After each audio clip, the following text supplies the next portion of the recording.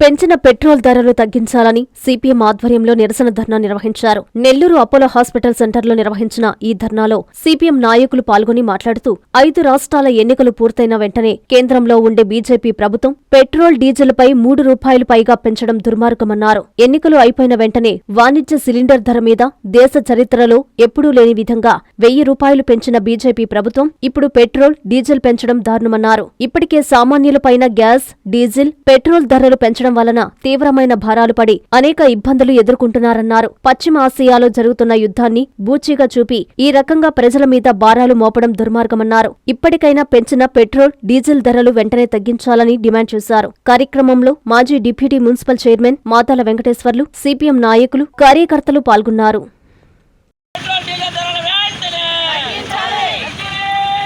మిత్రులారా, కేంద్ర ప్రభుత్వం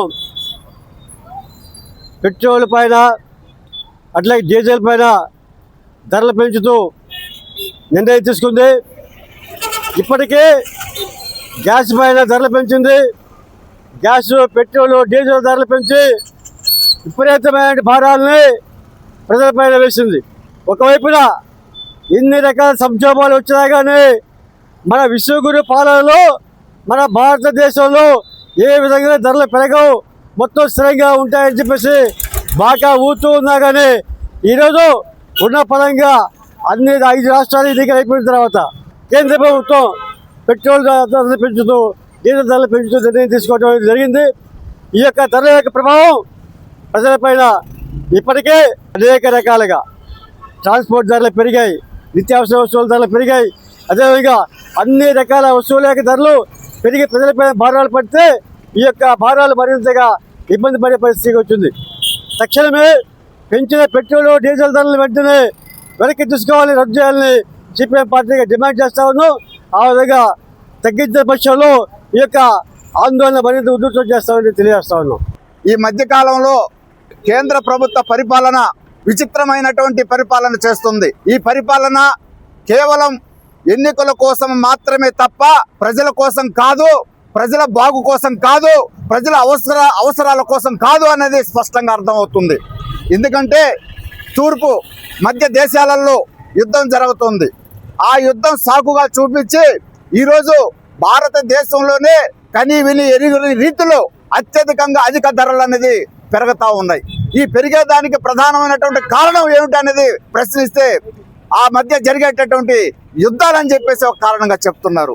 ఉదాహరణకి ఈరోజు పెట్రోల్, డీజిల్ మళ్ళా పెంచారు. మొన్నటి దాకా గోప్యంగా ఉన్నారు. 5 రాష్ట్రాలలో ఎన్నికలు పూర్తయిన తర్వాత వెంటనే ప్రజలపై పిడుగు లాంటి వార్త. మొన్నటికి మొన్న గ్యాస్ ధర పెంచారు, మళ్ళీ ఈరోజు పెట్రోల్, డీజిల్ ధర పెంచారు. దానికి కారణం ఇంకొక సాగు చెప్తున్నాడు. దాదాపు A new dawn rises in Stonehouse Paid, where dreams take flight and learning finds purpose. Born from the vision of our directors to create a stress-free learning environment where every child grows with confidence, joy and curiosity.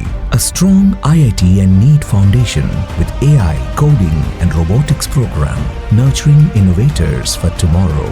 A holistic development with discipline, creativity, leadership, an education that shapes character beyond textbooks, an environment where learning is joyful, teachers are mentors, and every student's journey is stress-free. Viswasai Group of Schools, educating future-ready minds through stress-free education. Now open at Stonehouse Paid, playgroup to grade 7.